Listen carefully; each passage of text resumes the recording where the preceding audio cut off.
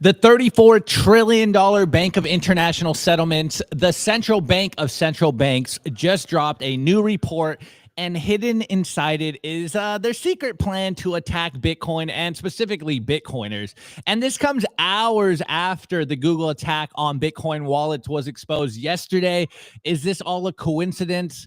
I don't really think so. And maybe this sounds a little controversial, but don't forget that the Bank of International Settlements partner, the IMF, has been attacking Bitcoin for years. And of course, make sure to stick around to the end because we got an interesting theory on Scott Bessent's insane Bitcoin backflip that happened yesterday.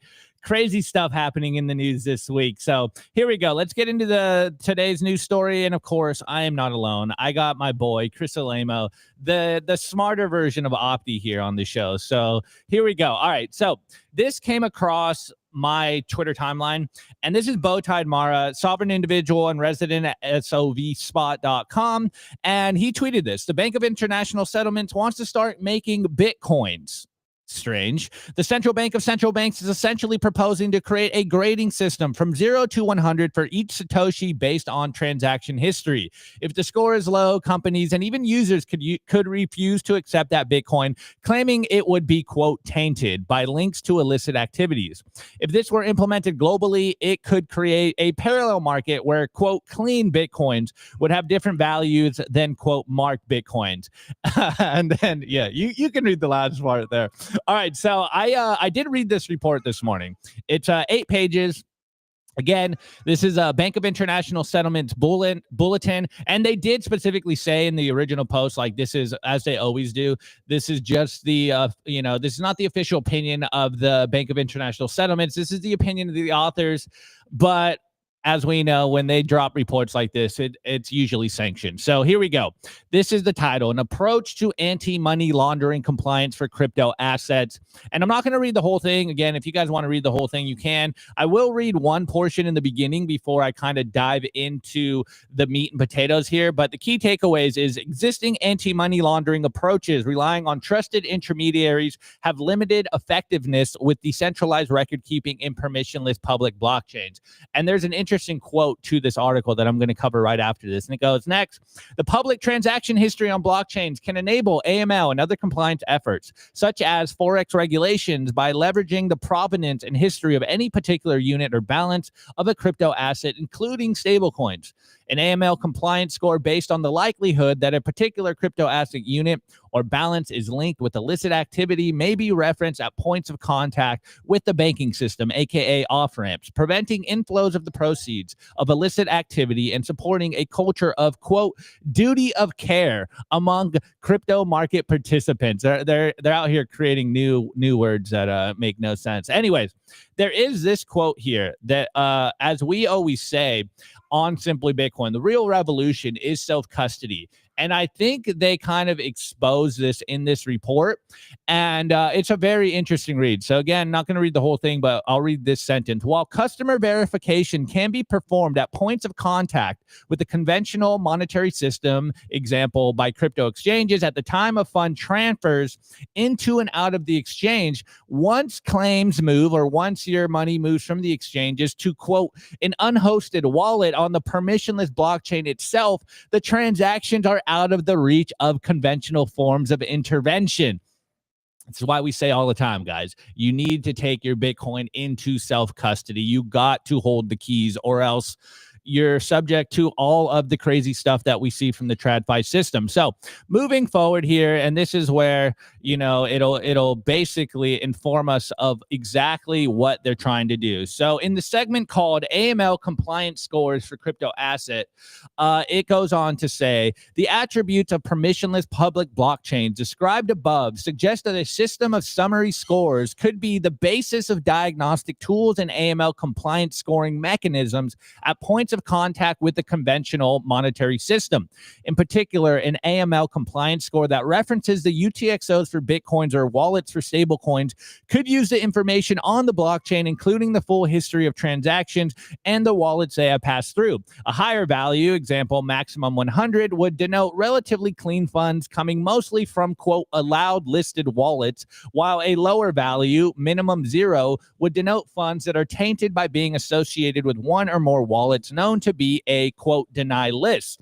The AML compliance score for such wallets can then be assessed against a threshold value chosen by authorities following jurisdictional considerations to determine whether off-ramp transactions with that wallet are allowed or denied. Crypto exchanges, stablecoin issuers, and banks could apply safeguards by considering minimum AML compliance score requirements for cashing out crypto coins, helping to prevent funds from illicit activities from entering the conventional monetary system. Importantly, the AML scoring can be designed to reflect compliance with various existing rules. And here, like, it keeps going on. It keeps going on. And here they got some pretty charts here that I guess maybe explain here. An AML compliance score using transaction history and token provenance. Here you have the crypto sector, basically on the blockchain. And then it'll give you an AML compliance score on the off ramps. Of course, if you have 100, it's a clean wallet. If you are a 0, you're done. You're cooked. And if you got this mixed wallet below threshold, which of course we don't even have a metric here, you're also cooked. And then as long as you're above the certain threshold that I'm sure they will find, you should be good. And then they have one more pretty chart to kind of talk about what they're trying to do here. If you have a strong score, then you have a KYC check. You block off ramps unless all tokens are clean. So unless you don't have some Bitcoin that you got from a source that they don't denote as a criminal activity, then they will allow you to sell the coin. And we've seen this kind of already play out on some exchanges. There's already been a lot of pushback in the Bitcoin space or crypto space at large on this idea. And then again, another one, KYC check, were the tokens held over 6 months, and this is really in this report. It basically says, like, if you are holding a certain UTXO for 6 months clear of any contact with any criminal activity, then they will allow you to go to an off ramp and receive some dollars for it. Or is there no interaction with suspicious addresses for a certain amount of time, or rather ever here. And then here the deny list is that KYC checks. Is there no links to the deny list? So even if you are, I don't know, maybe getting some Bitcoin and you don't know where it's coming from, you can still be flagged if this is connected to your other coins that you have here. And then to wrap this up, it goes, compliance scores of the type described here could also generate incentives to support better outcomes in terms of overall compliance. They could not only be used at the off-ramps from the crypto ecosystem to the conventional monetary system, but also accompany the token as it moves within the permissionless blockchain. Embedding the score into the UTXO or wallet itself, literally not possible. Like, you can't embed these scores into the Bitcoin blockchain unless they're talking about some kind of hard fork here. It could be on the wallet level, which is a totally different idea, but I'm sure we wouldn't be using those wallets. Anyways, a duty of care among users would thus be established, potentially influencing behavior even among those transacting solely through unhosted wallets. If such duty of care took hold, there would be an incentive to transact with clean, allow listed wallets that could generate a positive feedback loop in terms of compliance. And then, of course, international cooperation across jurisdictions would significantly improve regulatory outcomes. Crypto assets straddle borders and hence pose unique policy challenges that require effective cooperation. Jurisdiction-level rules could allow greater scope for international cooperation at subsequent stages of rule development. So it sounds pretty crazy. It sounds very hopeful on their end. Like, yeah, we can do this stuff to track what's going on the blockchain. Of course, they do mention Bitcoin is a public blockchain. You can see everything going on this, and they're essentially adding or saying, we could add a new layer of compliance on top of UTXOs, and we'll be able to protect everyone. In reality, though, this sounds way more nefarious than it's probably being read here. Because if they will, maybe start with good intentions and say, oh, this is just for criminal activities, it will eventually lead to them basically blacklisting everyone that they don't want using Bitcoin. And of course, the real fix here, though, guys, from my 42 IQ take, it's just don't take them to the off ramps. Like, we just need to transact peer to peer here. And I don't know if you guys saw Jack Dorsey. He just tweeted this out. that he wants Bitcoin to be everyday money on a peer-to-peer level. So there is an active grassroots movement within the Bitcoin community to really combat this stuff. And of course, what I said earlier about the real interesting connection here, again, putting on my tinfoil hat for the day, is what we saw come out of Google. Now, they came out and said, hey, this is by accident. We really didn't mean to ban non-custodial Bitcoin wallets on the Google Play Store. But I think it's kind of coincidental that these two things happened the very same week, where Google Play is basically saying, hey, if developers don't get the licenses to be money transmitter businesses, you can't even put your app on the store. And then we have the Bank of International Settlements drop a report essentially saying something similar, that, hey, we're going to track and bag everything you guys do so we can ensure that you guys are not criminals and that you guys are safe and that the network is doing everything all by the book.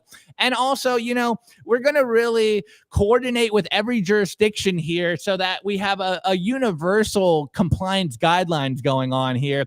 And we all know here as Bitcoiners, one of the main things, and I always reference this article by Beauty on it's I'm blanking on the title. It's like Goodwin's report on KYC, and essentially it's got a good graphic, and I'll try to find it right now once I pass it over to Chris. But here's the Bitcoiners takes. Shout out to one of my favorite Bitcoiners, Mr. Hodl, and he goes, UTXOs get destroyed when spent. We're not early anymore. The world is just technically incompetent to grok this stuff. Super bullish. And Alex Waltz goes, even though that is true, that would not stop them from implementing such a rule. The reason they cannot implement this natively to Bitcoin is because Satoshis don't exist. So no data structure to attach this to. And Hodl goes, UTXOs get destroyed. Satoshis don't exist. Let's go hand in hand. And then we do have another one from Alex Waltz, which I think is the real signal here.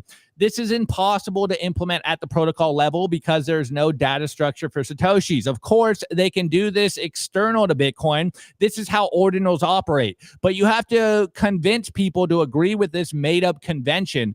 That being said, they could force people by law to accept this convention. And the good part is, since it's not protocol native, there will hopefully be users who ignore this, and thus economic incentives, quote, save us. And then you see somewhere at the bottom, we have Doug Anderson who goes, with the upcoming op return data storage change on core 0.30, it'll be possible, but many are switching to NOTs for this reason. And he goes, no, it's not. You don't know what you're talking about here. But as you can see, there's no way they can implement this on a protocol level. Again, Satoshis don't exist. UTXOs get destroyed. I personally, my gut feeling like this is wishful thinking coming from the Bank of International Settlements, but it is something to talk about because, and really not just talk about, but make a fuss about. We know that they want to KYC Bitcoin because that is a viable attack vector here. If they can track and bag everything going on in the network, then, if everyone is compliant, then yeah, they can. We basically have walked into our own digital surveillance panopticon here. This is one of the biggest concerns around Bitcoin is, yes, it is freedom money, but if we don't stay vigilant, if we don't actively fight back against things like this, we might be basically exposing ourselves to some kind of 1984 Orwell surveillance system here. And this is something that we all want to fight against here as Bitcoiners. We really believe Bitcoin has freedom. And of course, the pseudonymous nature of Bitcoin, basically meaning like you don't know who uses the network, but you can selectively show if this is your money, etc., is one of the most important aspects of Bitcoin, but it's also a double-edged sword. If they are able to, I guess, for lack of better terms, social engineer the network to accept these kinds of changes, this is going to be a catastrophe for every one of us Bitcoiners. Now, of course, this is just a report. They're just proposing ideas here. We're not doing anything. We're just proposing ideas of how we can track everyone. It really does, I think, expose their hand. And this is something we've been talking about the last couple of weeks. Like, you got to understand, Bitcoin really is a tool that terrifies the central banks. This is why they are kind of embracing stablecoins so much, is because they think they could probably control stablecoins a lot better than they could control Bitcoin. And now we're seeing that they're doing whatever they can to try to track and bag Bitcoin, which is something we've seen coming down the pipeline for a long time. It's not a surprise here. It is kind of surprising that we're seeing the central bank of central banks propose this. It just, I think, exposes their hands. It just exposes that they are actually terrified of what goes on the Bitcoin network. And the best way to fight against this is, of course, using, as I'm not even going to use their phrasing here. Use non-custodial wallets. Use wallets that no one can get into, that you own the private keys to. This is how we protect ourselves. The more people that don't necessarily get their Bitcoin from KYC exchanges and then further start the peer-to-peer parallel economy, the fabled peer-to-peer parallel economy, this is how we combat this, because they won't be able to track and bag everyone. They're just going to be able to kind of track people on the periphery. And on that note, I'm going to pass it over to Chris here.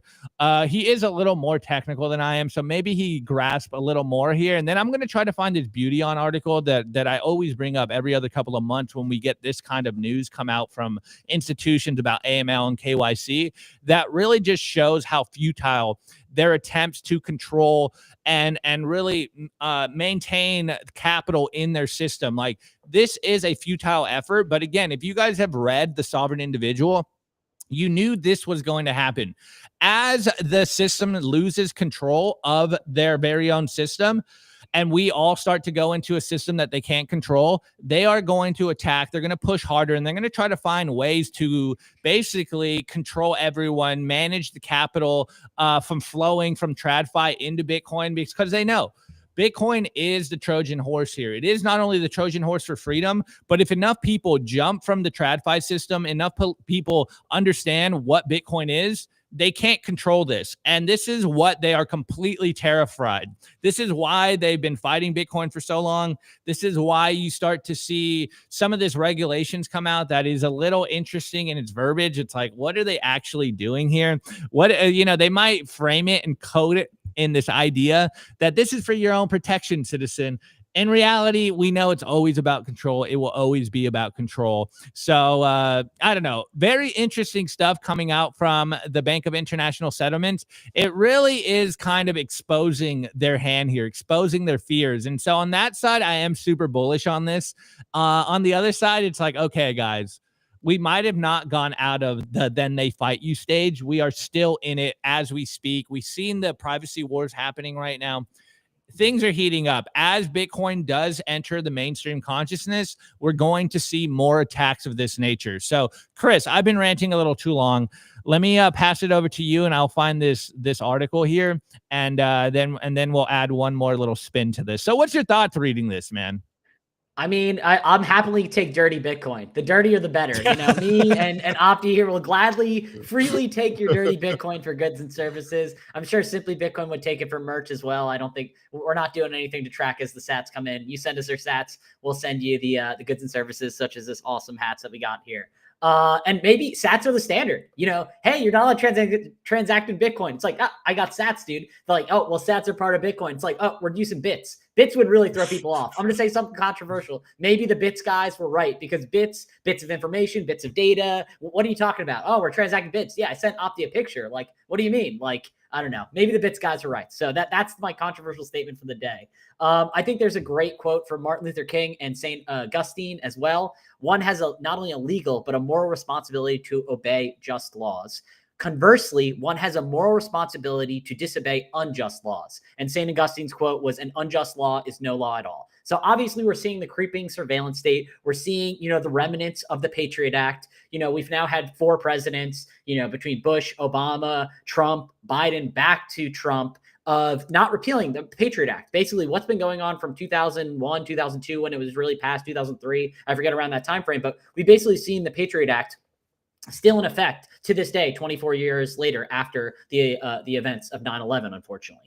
And, you know, obviously, I kind of want to tie this back into something that we saw probably 18 months ago, about almost 2 years ago, when FinCEN and the DOJ were in communication. So obviously, FinCEN is not a regulatory body, but they're under the U.S. Treasury Department as the Financial Crimes Enforcement Network, FinCEN, as they're for short. They were giving guidance that non-custodial wallets and also non-custodial coin joins, such as the Samurai wallet, are not purview to money laundering, to basically money laundering or money services businesses licenses. And basically the DOJ is like, hey, we want to go after Samurai. And FinCEN's like, well, under what grounds? And they're like, oh, we want to go after them for being a non-legal money services business. And FinCEN said in communications, now revealed in court, that, yeah, you can't really go after them. They're not taking control of the funds. You can't do that. And basically, the DOJ said, screw it, we're going to do it anyway. And unfortunately, we have the two Samurai developers pleaded guilty like 4 days before the court case came out for the Tornado Cash. So obviously, there was a lot of great lawyers working for the two Samurai case devs. And obviously, it looked like it was going to be, I hate to say this, but it looked like there was going to be a guilty verdict on the Tornado Cash of Roman Storms. So they took a plea deal basically they're going to get anywhere maximum of 5 years, but that's 5 years of your life. And that's horrible. Obviously, they're going to hope that they can appeal it, or, depending on what happens to the Tornado Cash, maybe they can have appealed to get them out early, but they're waiting their sentencing in November, I believe. And obviously, Roman Storms, they found guilty on one of the 3 counts that he was found guilty for. So he wasn't money laundering or the conspiracy to commit money laundering, and it also wasn't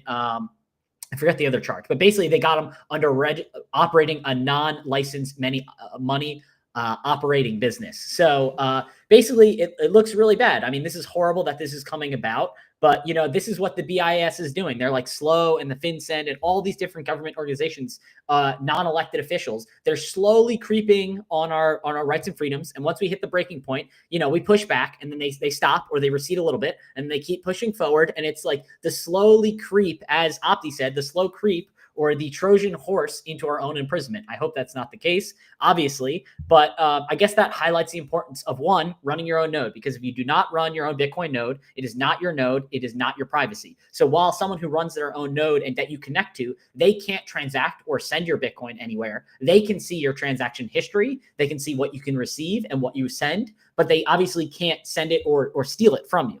With that being said, your own node in conjunction with your own wallet, whether that's Sparrow, Spectre, Bitcoin Core, some of these things that are non-custodial, that you have the funds, that are not on your phone, that can't get removed from the Apple Store or the Google Play Store or anything like that. It's very important that you have access to your funds and that you're privately doing it in the sense that you're running your own node. Obviously, there's layers to privacy.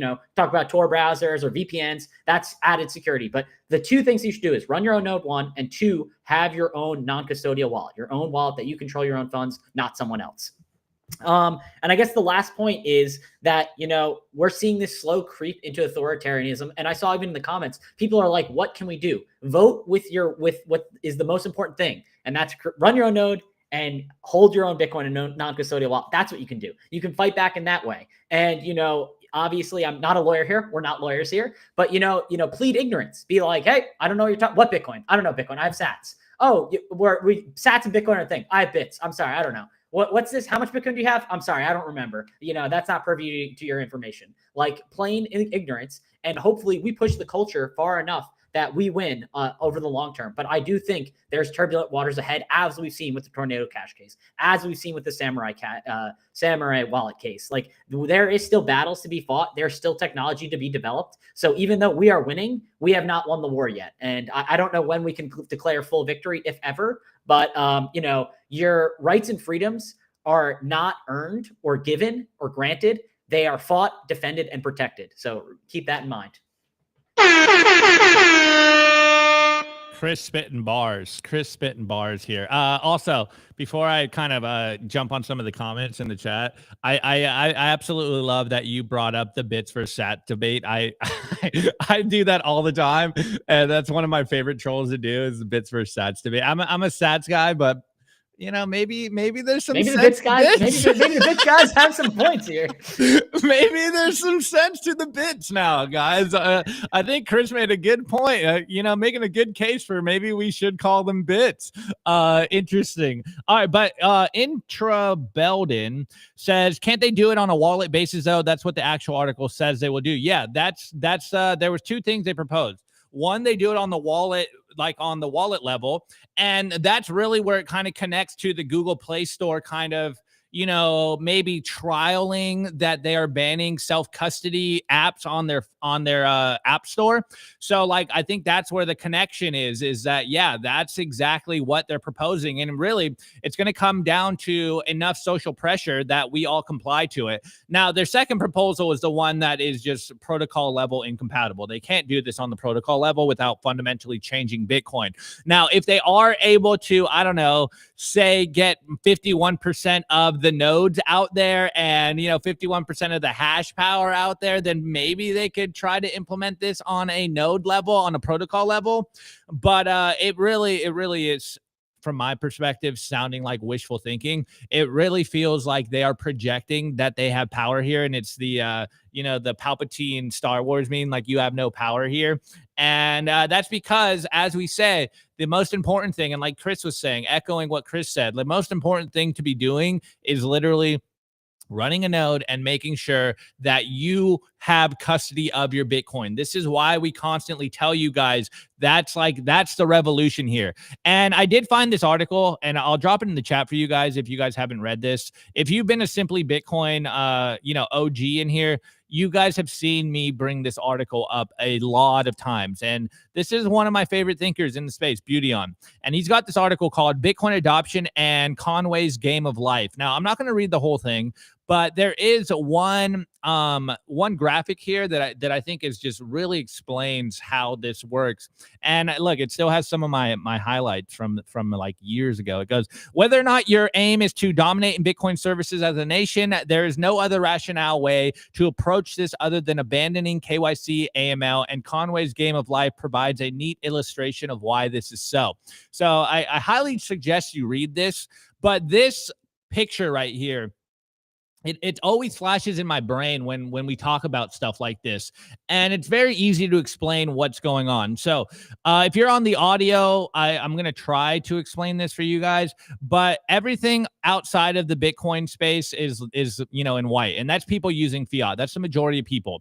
And then you can see it's kind of like a lighter dot segment that maybe could look like a membrane to a cell, and it's the KYC AML zone of absorption, which is basically, you know, us new people, or sorry, us pioneers, us first users, first adopters of Bitcoin getting into Bitcoin. And as of now, you know, I would say the majority of the Bitcoin space, for better or worse, like, we are probably all KYC AML, but that can only work and last for so long because there will be a tipping point, which is this black blob in the middle, where people are using Bitcoin directly, where people are using it peer-to-peer. And once enough people use Bitcoin, there is and they're not getting KYC'd and buying Bitcoin from exchanges, as is kind of commonplace right now, then these KYC AML laws, they will literally not have any effect here, because the majority of users of the network won't be tracked and bagged. It'll just be kind of a small periphery of people that are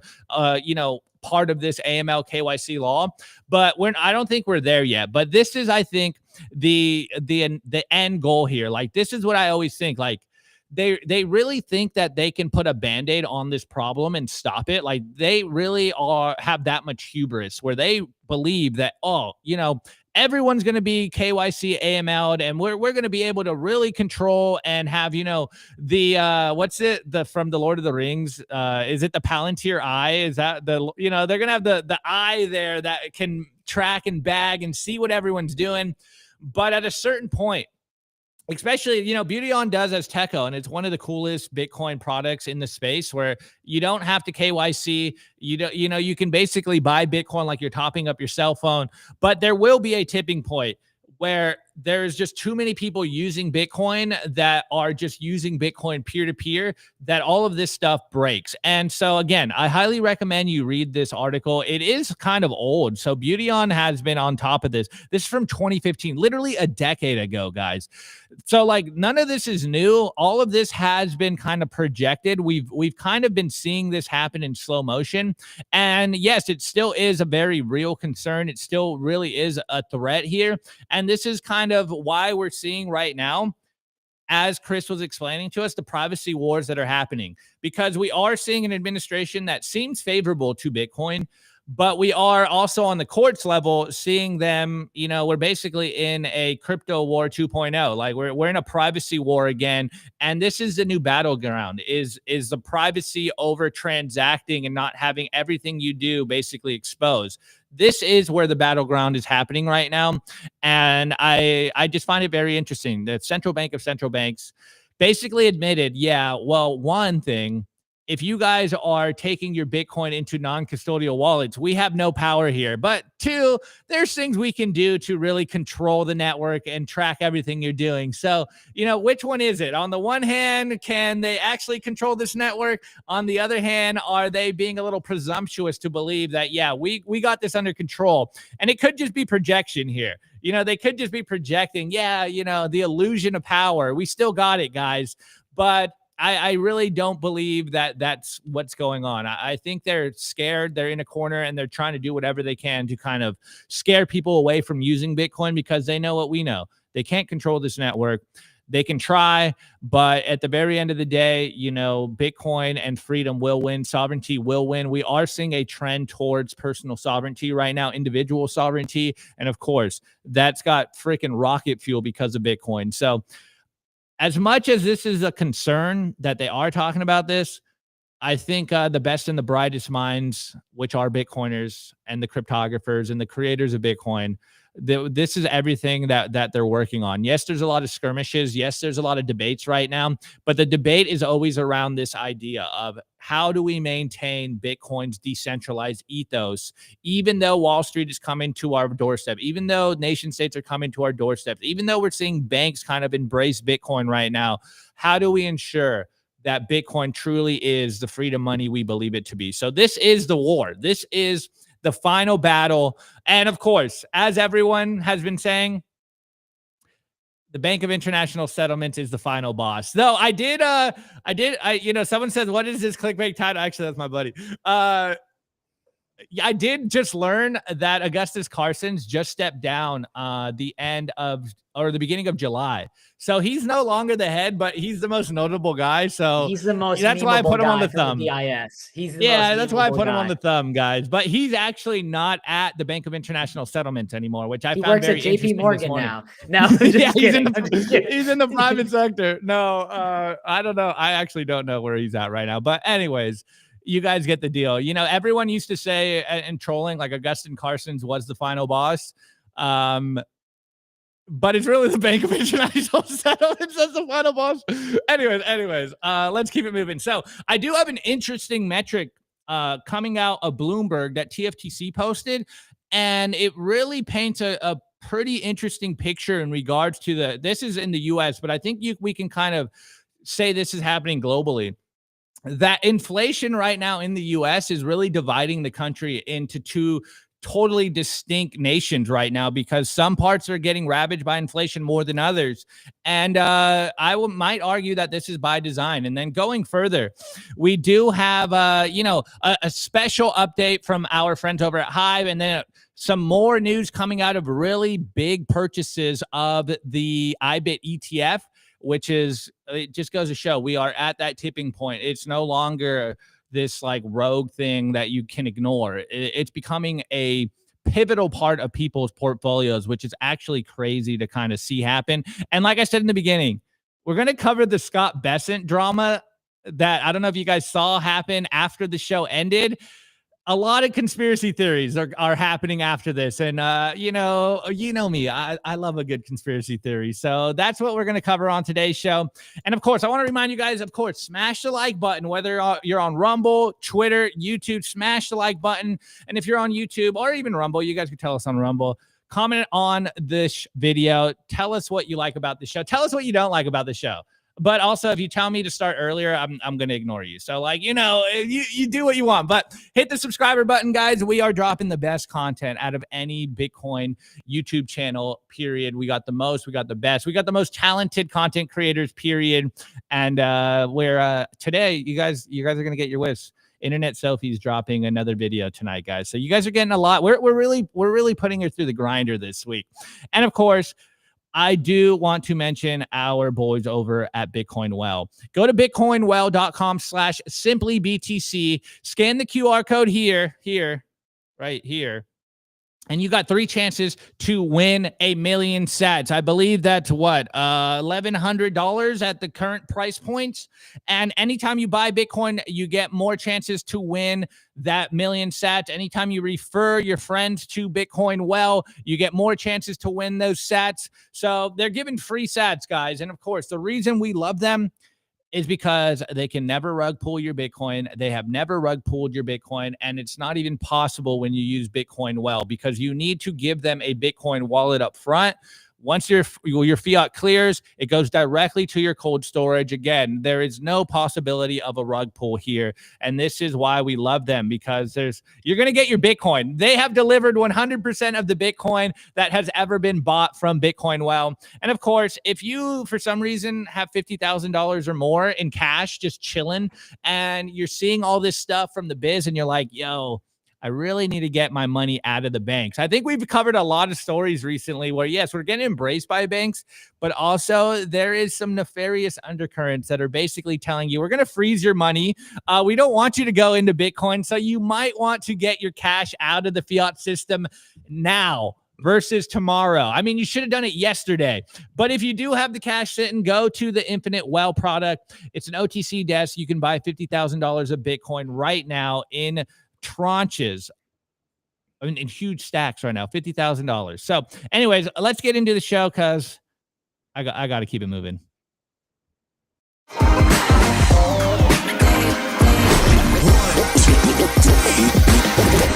I want to give a shout out to our partner, StampSeed. Is your Bitcoin in cold storage really secure? Are your seed phrases really secure? StampSeed's do-it-yourself kit has everything you'll need for you to hammer your seed words into commercial-grade titanium plates. Instead of just writing them down on paper, paper is fragile. Titanium plates are strong. Your words are actually stamped into the titanium plate with this hammer and these letter stamping tools. Once the words are in, they aren't going anywhere. No risk of the plate breaking apart and pieces falling everywhere. Titanium stamp seeds will survive nearly triple the heat produced by a house fire. They're also crush-proof, waterproof, non-corrosive, and time-proof. And now you can customize your titanium seed plates. You can upload your design or logo, and they will laser engrave it on the back of your seed plate, the opposite side of where the words are. Stamp your seed on StampSeed and use promo code SIMPLY to get 15% off anything on the stampseed.com store.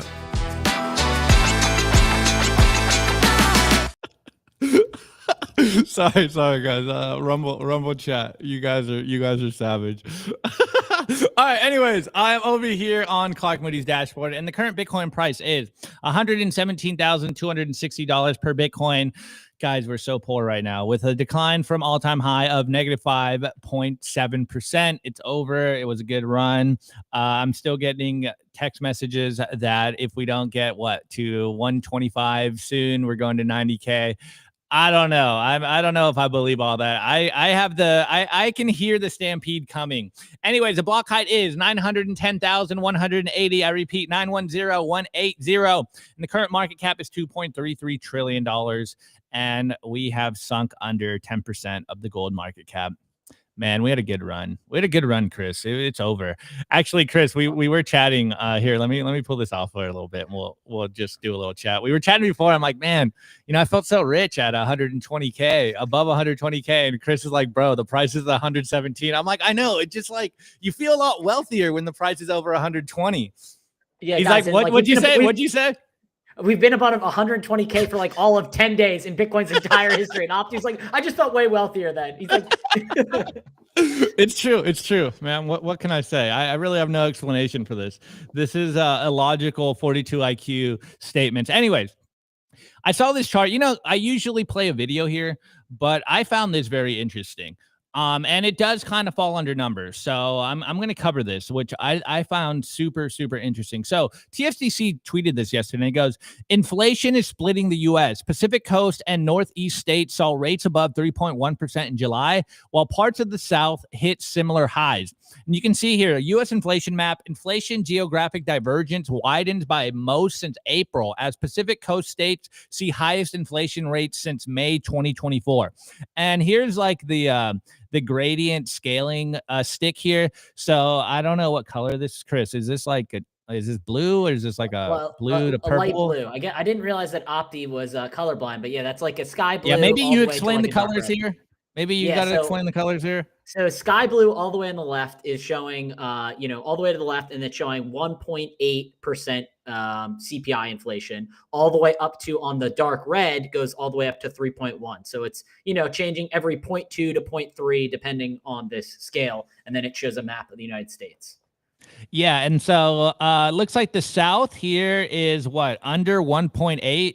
I can't tell which colors this is. This 1.8 to 2.1? 2.1 to 2.3. Okay, so the Midwest, right? Yeah, all the Midwest is white, which is somewhere between 0.2, 0.3 to 2.6. And then you've kind of got like the Northeast and the West Coast are basically 3.1 or above, like CPI. I do have a bone to pick. I mean, I get it. Bitcoiners do it. Love Marty. Love everything they're doing at TFTC. But we always pick CPI when we all know the CPI is a lie. Like these numbers are even worse than they are. Like, I just want to emphasize that. No, like, it's 100%. Like, 3.1%, or like, Jerome Powell comes out there with his tie. Oh, we've seen inflation sink below 3%, our new target, blah, blah, blah, blah. It's like, dog, like, have you tried to buy a house? Have you tried to buy the S&P 500? Don't do that, guys. Buy sats. I'm just saying, not financial advice. But like, we always like, just kind of like, everyone does it. Even the geniuses on Wall Street, all they're like, oh yeah, no, the CPI numbers are pretty good. It's like, guys, it's way worse than it is, unless you're in like that elite class of like millionaires, deca millionaires, or billionaires. Like, and that inflation doesn't really affect you the same. But for the middle class and below, it like inflation is crushing you. Like groceries up, 10%, the price of used cars up 15%, price of housing. I mean, I just looked at it recently. Price of housing is up like 75% in 5 years. That's not 3.1% if you average it over the last 5 years. And they're like, well, it's not changing as fast. I'm like, I know, but like over the last 5 years, you've gotten crushed with what it is. So I'm sorry, that was my bone to pick. I love Marty, love everything they're doing at TFTC. Even myself and other Bitcoiners do it, but like these numbers are worse than they show. Like, yeah, they're lying to the downside to make it not look as bad. Yeah, no, and I think that's an important point to make. Obviously, these numbers are worse. And I think a lot of times when we do this is, you kind of meet the average person where they are. Like, not everyone is, economic dorks like we are. Not everyone is well-versed in all the crazy intricacies of economic jargon here. So you kind of meet them where they are. It's like, look, even by their own numbers, it's bad. Yeah. But in reality, it's much, much worse. And anyways, I do find it interesting that we are seeing this kind of like divide here where, it's not just like a universal, everyone is getting hit by inflation by the same numbers. It's like we are starting to see, maybe this is like the beginning of the balkanization of the US because of various different higher inflations in certain areas. And that's obviously going to, one, move richer people out of those areas into different areas. And of course, just continue to do this feedback loop where those countries or those states with very high inflation, or rather even countries, we're seeing this play out basically globally. And I found this chart very interesting. Like, even by their own metrics, things are bad. And like you said, it's probably worse. But it is interesting that it's hitting certain pockets differently, and certain pockets seem to maybe be able to seclude themselves from these problems, or really as bad as these other problems. Though it does seem like, the places with no state income taxes are probably doing a little better. Maybe that's a little hint here. It really goes into the idea of capital flows where it is treated best, which is one of the main Bitcoin thesis here. It's like, if your state or your country taxes the shit out of you, money's going to flow out of that, and that's going to only increase the inflation prices there, because then, you know, the rich people get a lot of hate here, but they're the ones that pay the bulk of this stuff. And now we just see across the board, everyone is getting wrecked here. And this is why I wanted to bring it up, because the only hope we have here is Bitcoin. So it doesn't matter where you are, you need to have some Bitcoin, because inflation is probably hurting you in certain areas worse than your neighbor or your state that's your neighbor.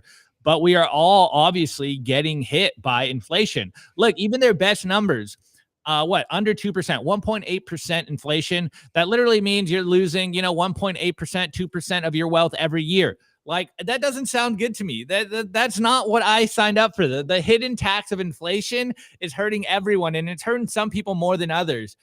And it really just makes me think of, our friend over, Katie the Russian at Plan B. Actually, they have the new name. I forget what the new company merger name is, but Citizen X, I think. yeah, Citizen X, exactly.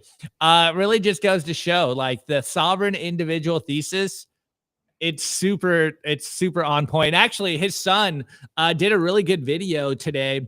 I saw, well, it's probably yesterday, but I saw it posted on Twitter.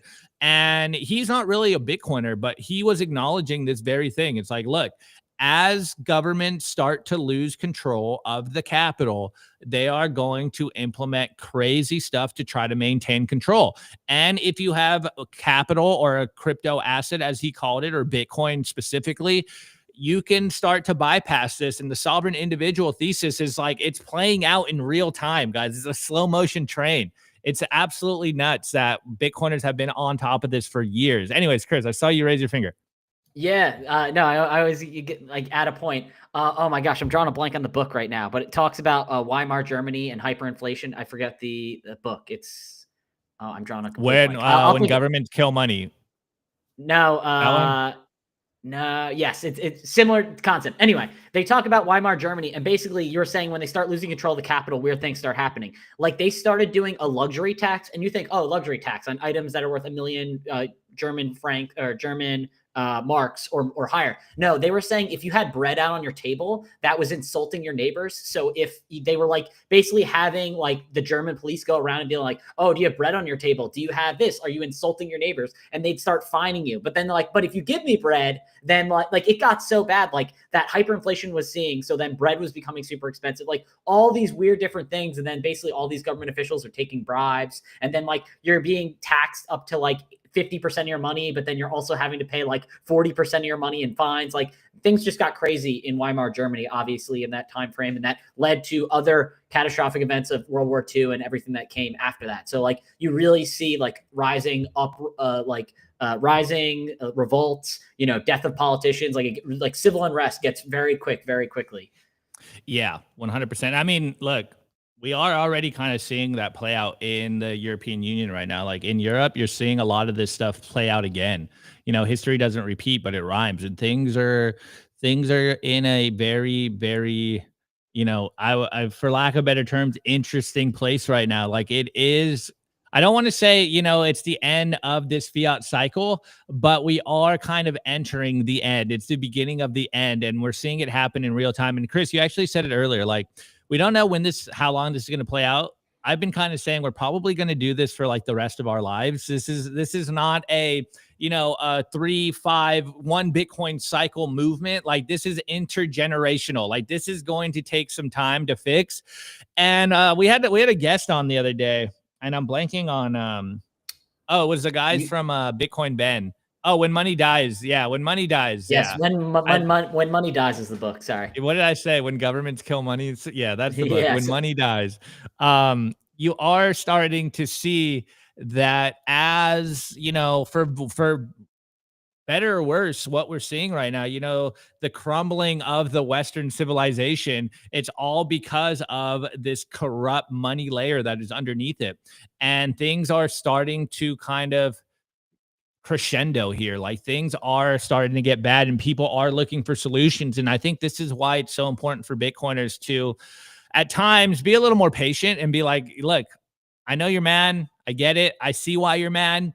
And here's the solution. Instead of just going like the central banks and the money printer, it's like see where their pain points are. And then you can slowly and very gently guide them into Bitcoin. And this is how we win. Like the picture I was showing you earlier, Conway's Game of Life. It's like more people using Bitcoin is the solution. More people using Bitcoin peer-to-peer is the solution. More people running nodes and downloading non-custodial wallets is the solution. People are hurting because of inflation. They just don't know what the root cause of it is. And of course, it's all because they're expanding the money supply. M2 global liquidity right now is at all-time highs. People are getting devastated out there, and us Bitcoiners are kind of looking out. It's like, man, life's pretty good. Like we're complaining about, 120K versus 117 Bitcoin, where people are working 2-3 jobs and can't buy groceries. Like we are totally living in different worlds. And I think that graphic kind of shows that even if you are in the fiat system, you are living in a different world than your neighbor or, your neighbor that's a state close to you. But if you're in Bitcoin compared to the fiat world, like you're living in a totally different world. And then, that's not even to like bring in the difference between like classes here. Like if you're an elite, really wealthy, billionaire, you're living in a totally different world than, I don't even know if we can call like lower millionaires in the upper middle class. I think like you need to be a multi-millionaire now to be considered upper middle class. It's like the extremely wealthy and then everyone else. And we're all just kind of scrambling to survive here. And the survival mode is Bitcoin. It's kind of beautiful how it all wraps up. Yeah, well, Mikado, I don't think we have any of these hats. This was the first thing to sell out, but I was showing Chris, and Chris will verify here that we are working on some new merch. So I know you guys have been yelling at me about it, and this is why we keep it limited. So if you want the merch when it drops, you got to get it quickly because we are not reprinting the same stuff. But guys, trust me, and maybe Chris can verify, we got some pretty cool designs. Yeah, I'm pretty stoked for some of the things that we got coming out. And, I might say it's better than what we had before. The new stuff looks pretty tight. All right. Anyways, guys, I do want to keep it moving. So we'll be right back. I want to give a shout out to our partner, Ledin, the leader in Bitcoin-backed loans. Unlock the liquidity in your Bitcoin without having to sell your Bitcoin. They've issued $9 billion in loans to over 10,000 customers since 2018. I absolutely love these guys. Not only do I have an account with them, but I also have a loan. And what I love about them is that there are no monthly payments, and you could pay back the loan at any time. As soon as you send your Bitcoin as collateral, you'll have cash in your account within 24 hours. Over 1,000 five-star customer reviews, and they've never lost a single dollar or sat of customer money.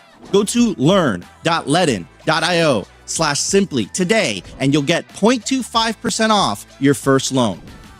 I want to give a shout out to our partner, sat123.com. Sovereignty isn't just about your money. It's about your communications too. When the grid goes down, most people go dark. Cell towers fail in hurricanes, cyber attacks, and blackouts. But satellite phones, they don't rely on local infrastructure. Iridium has 77 satellites in orbit, giving you a direct line anywhere in the US, even offshore. If you hold your own Bitcoin keys, you should hold your own comms too. Sat123.com also has everything you need to start building your Bitcoin citadel. Starlink, battery backups, Faraday bags to protect your hardware wallets, and much, much more. It's a one-stop shop for anyone serious about resilience and off-grid independence. Stay connected, stay independent, stay sovereign. Go to sat123.com/simply today and use promo code SIMPLY to get 15% off anything on the store.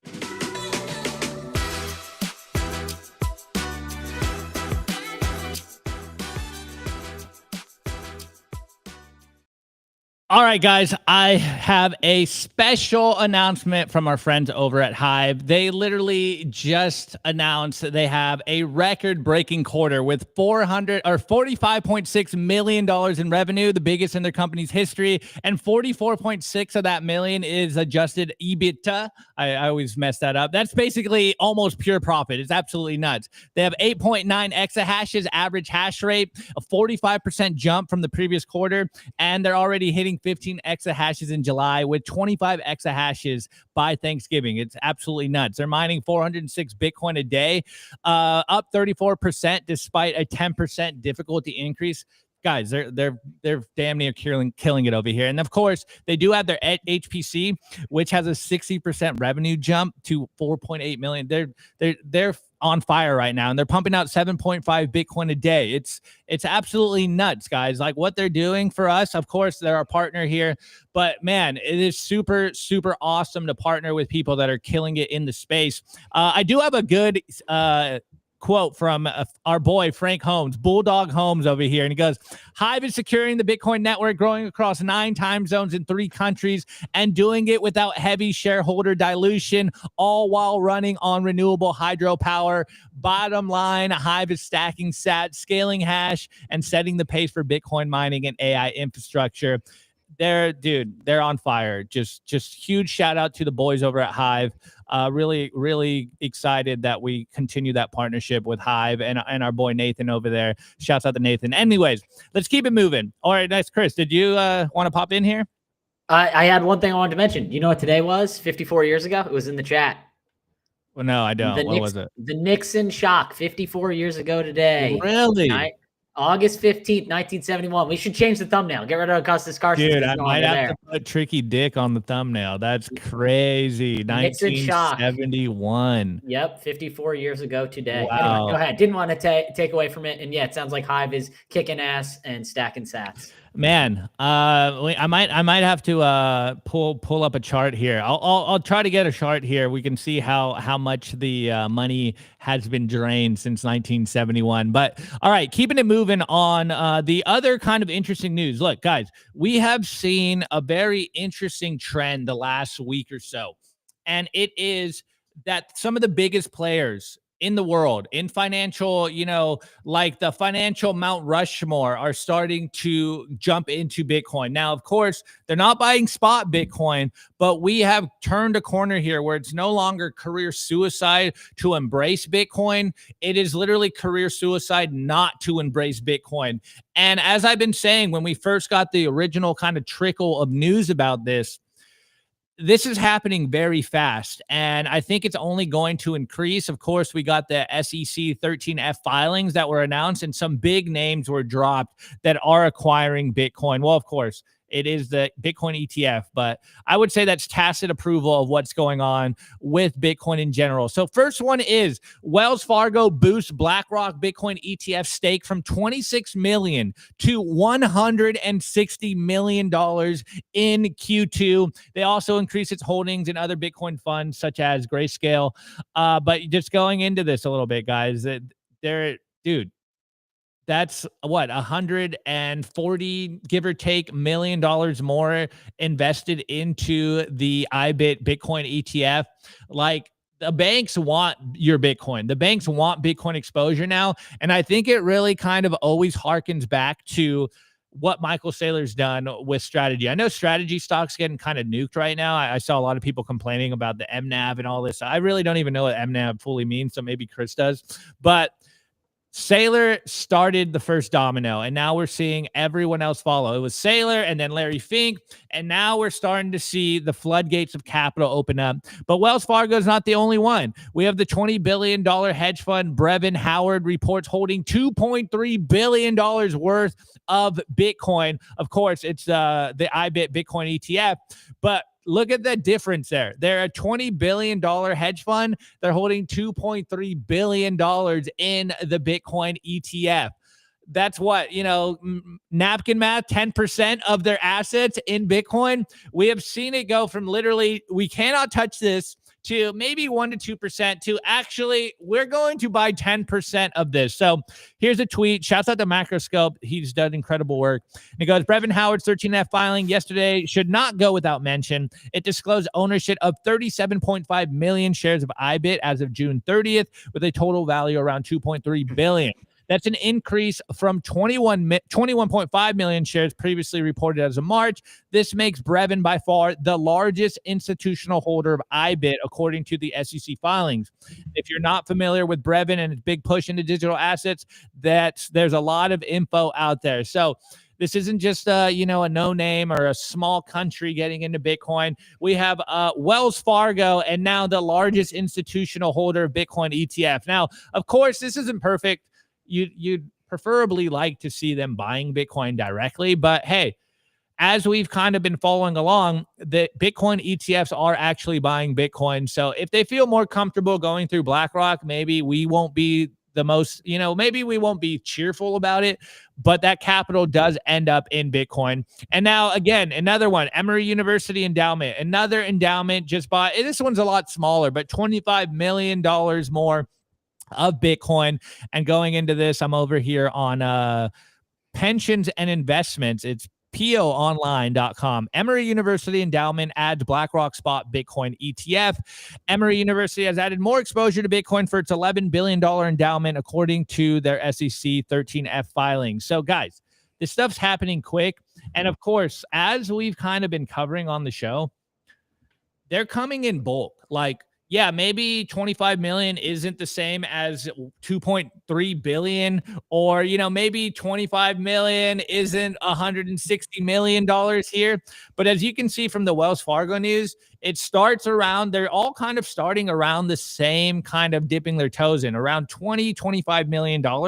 And then they start ramping this up to hundreds of millions of dollars or billions of dollars of this. And it's like, the real question, as everyone's asking, is this paper Bitcoin summer? What is going on here? Like, the Bitcoin price dumped yesterday, and I have a tinfoil hat theory following this segment. But with all of the billions of dollars that are supposedly coming into the space, it really makes you wonder, how are we still only at 117K today? Like, what is going on? It really blows your mind. Anyways, Chris, what's your thoughts on all this stuff? I feel like the camera should have cut, and it should have been like cameras go black, and then we come back on. We're wearing like paper hats and like paper, like throwing fake paper money, paper Bitcoin summer. To Opti's point, I mean, a lot of people are getting into Bitcoin, but a lot of people don't hold Bitcoin. That's bars. You could drop that because they're buying IBIT. Like, they don't actually hold their own Bitcoin, and IBIT's just a proxy for Coinbase, I think, is a custodian for them. So, and I know that IBIT was trying, or BlackRock was trying to diversify away from having other custodians, so that way they don't have single party failure or single third party failure. But yeah, I think that there is risk to owning IBIT compared to having your own Bitcoin. Like, if you don't have your key, not your keys, not your coins. So if you don't have control of Bitcoin, and if you're not running your own node, like, not your node, not your privacy. So I think those are two things: buy Bitcoin, buy stack sats yourself, stay humble about it. I know you were asking about MNAV before. So MNAV stands for market net asset value. That's what a lot of people are using now to evaluate companies with large Bitcoin or other assets on their balance sheet. So the way that it works is you take the balance sheet versus like the operating company. So, the balance sheet versus income statement. So you take the balance sheet, and basically you're saying, let's just say I have $1 billion worth of Bitcoin on my balance sheet, but we're trading at a 2 MNAV. That means that our stocks are trading at a 2 billion market cap when I only have 1 billion of Bitcoin on my balance sheet. Conversely, if let's just say we were trading at 0.5 like MNAV, meaning that our stock is trading at $500 million, where we have $1 billion of Bitcoin on our balance sheet. So right now, I think MicroStrategy, last time I looked, or within the last couple of weeks, was at 1.8, means that I think Saylor has about 30 billion of Bitcoin on his balance sheet, and they're trading at like 50 something, 53, 54 billion on as relative to what he has. Obviously, that's conducive. A lot of people say that's overpriced. One is fair value. Obviously there can be a little bit of a premium on that because you're generating cash flow throughout the year, but that's just the long and the short of MNAV and how people evaluate companies. Obviously, if they're trading below the MNAV, you hope they're not saddled with debt, or they can service their debt, and they're cash flow positive. But that's just the MNAV at all. I guess, what was the other question that you had? I forget. I'm blanking. Emory and all these colleges and endowments, they're dipping their toes. Yeah. But I think I do think it's kind of paper Bitcoin summer. I do think people are like, I have Bitcoin. I think it's like a lot of them are like, we have it in a Fidelity or Charles Schwab account. We have IBIT. It's like, yeah, but you're not really holding Bitcoin. I know a lot of people say that there's less risk by doing that, but I think it's riskier not to hold your own Bitcoin, not to have your own non-custodial wallet that you hold it yourself, running your own node. But that's just my 2 cents. Yeah, I mean, I couldn't agree more. At this point, I wasn't really the biggest paper Bitcoin guy because I was just kind of simplifying it all. And I was like, there's just a lot of sellers right now. There's a lot of coins that are moving to the market. And how it depends on how long this lasts. But if this is just kind of like the meme paper Bitcoin summer, like if it's just the summer months, and we start ripping end of August, beginning of September, October, going into kind of Q4 of this year, then I'll laugh with the memes here. But if it's still stagnant after that, then it does start to kind of lead credence to the idea that there's probably a lot more paper Bitcoin in the space than we even imagine. And all of these billions of dollars that are coming into the space, they're not really buying Bitcoin. So someone is selling them something and they think they own Bitcoin. And like you said, if everything is being custody at Coinbase, I don't think Coinbase would do this personally, because it would just be dumb to commit that big of a fraud. But we've seen this happen before. But it makes you wonder, where are they buying all this Bitcoin from? Where is the Bitcoin going? Is this just kind of like a database entry? It's like, okay, yeah, we have all these Bitcoin. You're buying all this Bitcoin, but they're not actually acquiring more Bitcoin. It's just hard to see how we could stay at this price for so long with this much capital coming in. I mean, Opti, you always love a good conspiracy theory. So BlackRock, you guys we reported on this a couple months ago that BlackRock was filing to get in-kind redemption. So meaning that if you have IBIT stock, you can take full custody of it. I mean, my tinfoil hat is they get this set up, they withdraw their Bitcoin, they put out a scathing report about Coinbase, they nuke Coinbase, but they have their own Bitcoin. And then the Orwellian approach to bringing in, the BIS was right. We need to KYC and AML to make sure that we're tracking so no one's committing fraud. So they sacrifice the sacred cow that is Coinbase while having their own coins. And then like IBIT launches like, out of bankruptcy, it's now Blackbase or whatever, whatever you want to call it, like the Coinbase reincarnate of like Blackcoin. Black coin or whatever. Instead of their base cryptocurrency, they have Blackbase or whatever it may be, and then they creep in this Orwellian thing while keeping their own coins. I don't know. I'm just saying. Don't let a good tragedy go to waste, is the famous saying. Who said that? It was that FDR or something like that. Yeah, one of them. You're making a lot of sense on the show today, Chris. You're making a lot of sense on the show today. And actually, Chris found the chart here. So let's chat about this real quick before I put on my my tinfoil hat for a little bit. But you guys were saying, I don't know where the comment was, but today is what, 50th anniversary? No, 54th. 54th anniversary since 1971. Yeah, this chart obviously goes back to 1913, which was the induction of the Federal Reserve in 1913. But yeah, if you want to hover over, if you want to go 801, a little bit further to the right, 71. 1971, 801. Oh, sorry. I don't know if I can get, there we go. There it is. So it was at 23.91% of the max value of the dollar. And then we're at 23.91, go down to the very end right now for like today, 23.91. What's that saying? Minus 3.02% of max CPI 31. So we've fallen another 21% in the last 51 years of its valuation. But if you're using that over time, it means that's dropped, 1/8 of the value that it was in 1971. To give you a comparison. Jeez.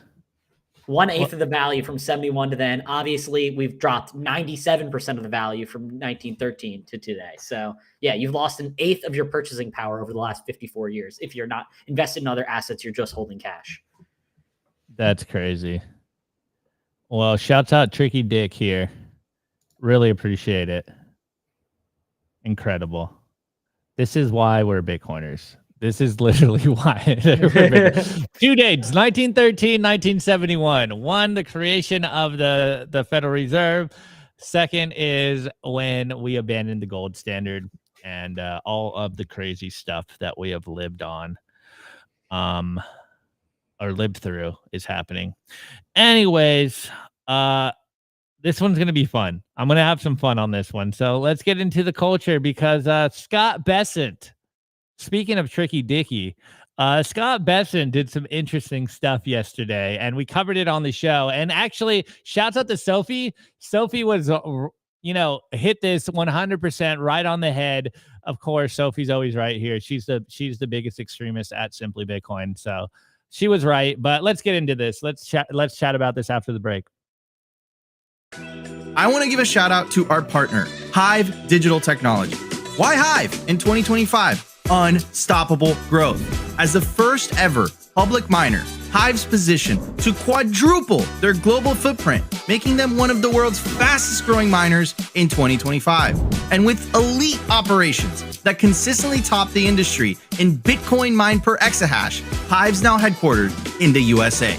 They're lean and mean, they're green and clean, and they're rewriting the playbook on sustainable Bitcoin mining. You can catch the latest buzz at HIVE Digital Tech or at hivedigitaltech.com.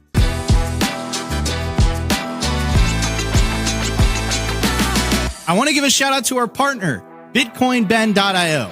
If you're into freedom, Bitcoin, and building a real community, this is for you. Gain exclusive access to real-world, members-only, private clubs across the globe, featuring poker nights, expert-led classes, co-working spaces, educational meetups, live events, and more. Current locations include Sarasota, Nashville, Boston, Dallas, Las Vegas, and St. Louis, with new clubs launching soon in West Palm Beach, Scottsdale, Alabama, and beyond. Not to mention Bitcoin Ben's resorts in El Salvador. There's 3 of them, and they're absolutely beautiful. You'll also get access to the first fully backed Bitcoin bank with fiat ramps and savings accounts. It's called Private Key Bank, and you guessed it, it's based out of El Salvador.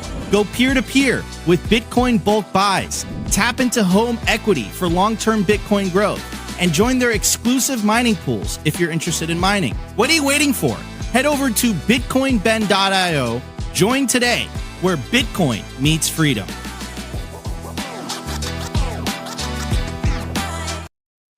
Okay, we are back. All right, guys. So I'm sure you guys saw yesterday's show. We did a whole show on this clip right here. Scott Bessent was on Fox News, and there was 3 things he said in this clip. The first one was, we are not going to revalue our gold holdings. The second one was, hey, we're not going to be buying any more Bitcoin, but we're not going to sell what we have, and we're also going to look at ways to confiscate your Bitcoin. And wow, I'm blanking on what the third one was. We can listen to the clip if you want. Yeah, maybe. Let's just listen to the clip here. Let me fast forward. Or actually, this one might be a little different. Okay, it's not working. Actually, do I still have it here? Anyways, whatever. Just watch yesterday's show. That's not what this is about. Just watch yesterday's show. It's in the beginning. We broke this down. We did like 45 minutes on this particular 1-minute clip.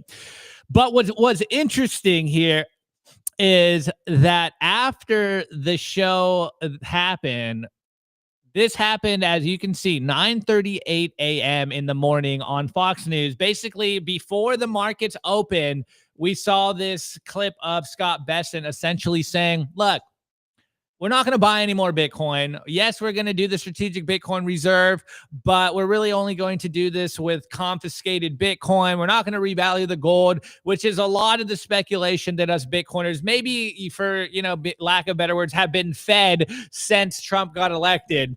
And then the very interesting part about this is that later in the day at 3:46 p.m., Scott Bessent comes out and completely 180s on what he said in that clip earlier, and he goes, Bitcoin that has been finally forfeited to the federal government will be the foundation of the strategic Bitcoin reserve that President Trump established in his March executive order. In addition, Treasury is committed to exploring budget-neutral pathways to acquire more Bitcoin to expand the reserve and to execute on the president's promise to make the United States the Bitcoin superpower of the world. Again, remember the timing here. Before the markets open, he said, we're not buying anymore. Yeah, we won't sell it. We'll probably confiscate your Bitcoin, but we're really not looking to acquire more. And then if, basically when the market's about to close, he comes out and say, you know what, actually, we are looking at ways to acquire more Bitcoin. Maybe this is a clarification that, yeah, we're just going to confiscate your Bitcoin. And then Senator Lummis goes later on in the evening, Secretary Bessent is spot on about the importance of Bitcoin as a store of value in the digital age. I look forward to continue working with Scott Bessent and Howard Lutnick to identify budget neutral ways to continue growing our Bitcoin reserve and outpacing adversaries in the race. Oh yeah, I remember the third part. The third part of the clip was he said the Bitcoin's holdings that we currently have are around 15 to $20 billion, which led to the speculation that it sounds like we sold somewhere between 40 and 50,000 coins. And so we might be losing the strategic Bitcoin race to China already. That was like the three big things. But the main one, and a lot of people were speculating that it looked like the market dumped because Scott Bessent said, yeah, the U.S. is not going to buy any Bitcoin. And Bitcoiners, we were all like, I was super pessimistic yesterday. I'm not going to lie. I was like, bro, we got rug pulled. Not only are they not going to buy more Bitcoin or acquire more Bitcoin, but they basically bluntly said, yeah, we're going to steal your Bitcoin. And third, we probably sold about 50,000 coins. So not only did we get rug pulled on our promises, at least so it seemed yesterday, but they're dumping on us. And the only budget neutral way they found to get Bitcoin is to take our shit. It was like, bro, this clip is all bad. What are we talking about here? Like, this is horrible. And, you know, I was a little more pessimistic. You know me, I don't really trust politicians. I only trust them as far as I can throw them. And we know politicians lie. But Sophie did make a good point. She's like, look, don't listen to what they say, watch what they do. And literally later, delay of 4 hours, just fully vindicated here. So I'm going to give Sophie her props here. She was right. Maybe I got caught up in the fear mongering here. My spidey senses got triggered and I'm like, yo, this does not sound good at all. Like, this is horrible. This is completely horrible. This is a train wreck. But some people, and it's not me saying this, you know, some people are claiming that this was market manipulation, and this is way above my pay grade here, but there is some interesting connections here. So you guys let me know what you think. Magoo tweets, what are the chances all of these things happen on the same day and in this order? Treasury Secretary goes on national TV before market opens and says, we're not buying Bitcoin. 2, the biggest red candle of all of 2025. And then Nakamoto merger closes, acquiring that $760 million. And then later in the day, before the market closes, Bessent clarifies via tweet, they are still looking to buy Bitcoin. Not me saying this. Just, you know, interesting things, interesting coincidences. But Nico did get a good takeaway from this. He tweeted later on in the day, and he goes, the big takeaway from the last couple of days is how much influence our industry actually has. If you're not in the room, you're not in the deal. Google tries to ban self-custody wallets. There's backlash. Immediately, we see a reversal. The U.S. government says they're not buying Bitcoin. There's more backlash and immediate reversal.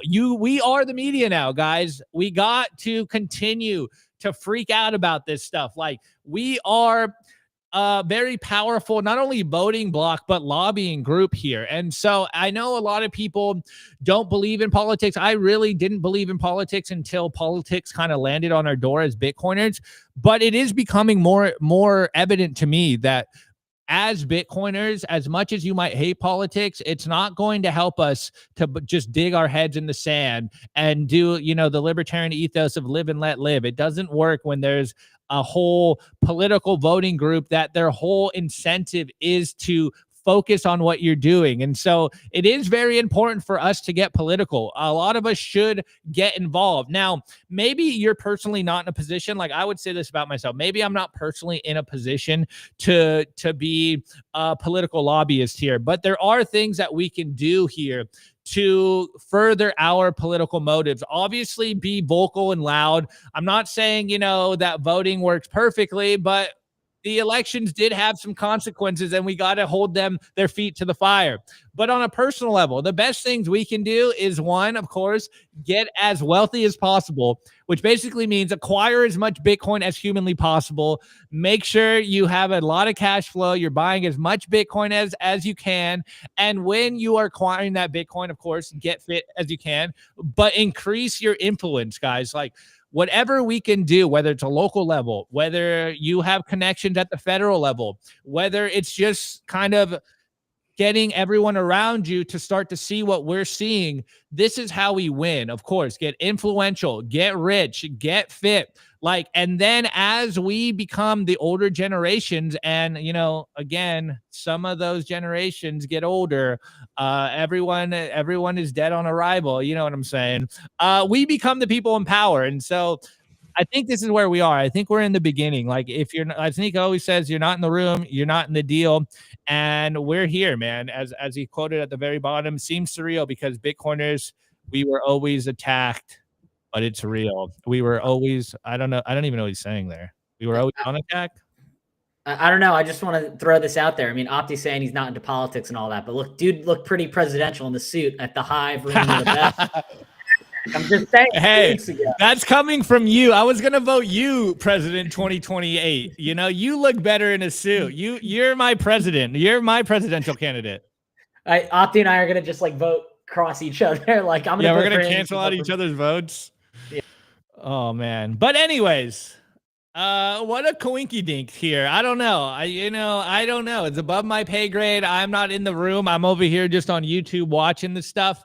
But the Scott Bessent pivot is crazy. Like, you know, I freaked out. I was like, yo, this is like, we're cooked. I was literally joking with Nico on the phone yesterday. I was like, man, we might actually have to move to El Salvador now. Like, this is not looking good, man. I was hopeful for the U.S. I still am hopeful for the U.S. I'm not moving. I'm not leaving. I'm not leaving. I fucking leave it. Yeah, but man, what a crazy saga. You know, that's some shit. Did you see the actual clip here? Actually, maybe I can. I just listened to it. Yeah, okay. I did. So maybe we could go there and then just talk about the Scott Bessent clip and then his later tweet. Like, what is going on here? I think Sophie's right. Watch what they do, not what they say. I mean, it's almost as crazy as Trump launching his own shitcoin like 3 days before taking office. Was like, what the fuck? Like, you know, but yeah, I don't know.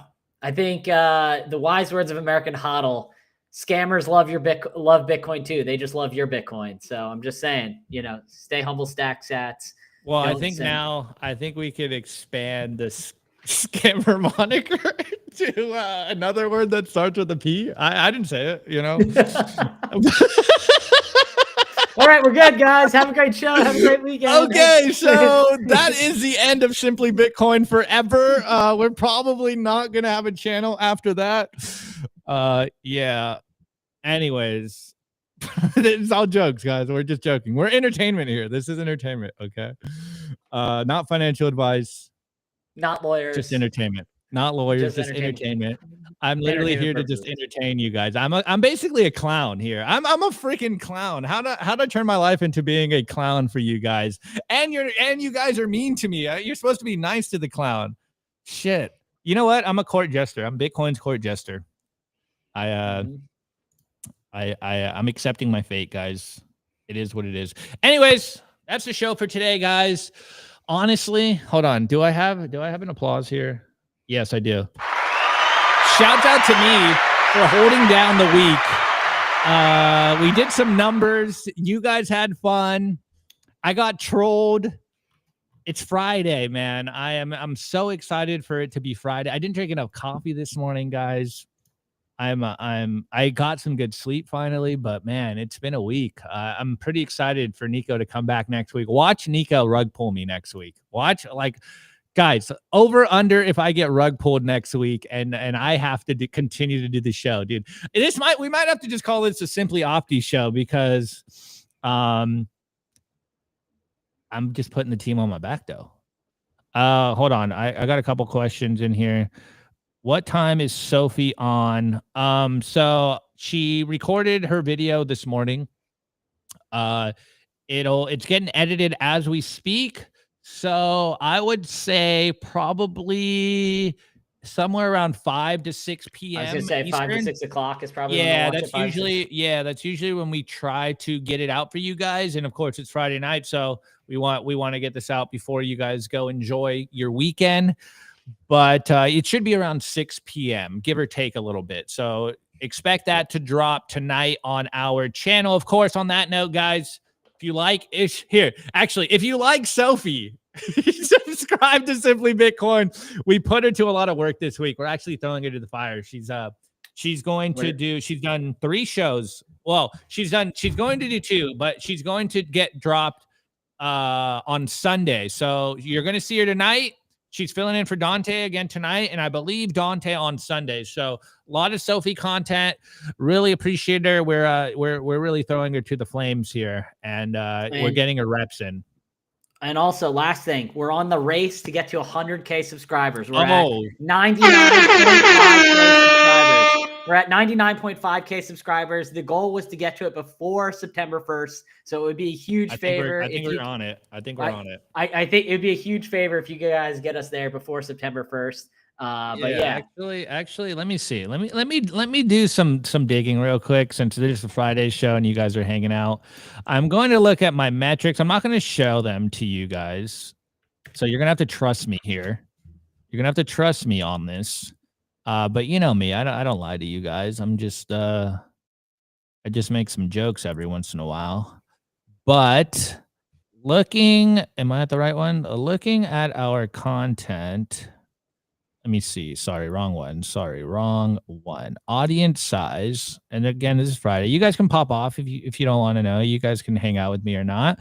But we see right now 40% of you guys, 39.1% of you guys that watch our videos aren't sub. So if we get a small percentage of you guys, our numbers are, the 40% of you guys that don't subscribe to this channel, we're pleading with you, subscribe to us so that we can get over that 100K mark. That would be a huge achievement for us, guys, of course. And then also if you watch on Rumble, hey, same thing on Rumble. We are 1K away from 10K on Rumble. Subscribe to Rumble as well. I actually don't know how to find the metrics on Rumble about this. I don't know if they have it, but I'm pleading with you guys. You guys like us. Whether you like us or not, you watch us. Subscribe to our channel because you're going to watch anyways.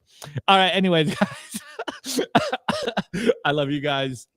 Chris, thank you so much, man. We got a good rapport here. It's good when you and I come on. Good shows. Have a good one, everyone. Have a happy and safe weekend, everyone. Stay humble, stack sats. Much love. Chris out. This is hold on. That's called motherfucking bond. Today's episode was brought to you by BitcoinWell.com, a Bitcoin-only platform on a mission to enable financial independence.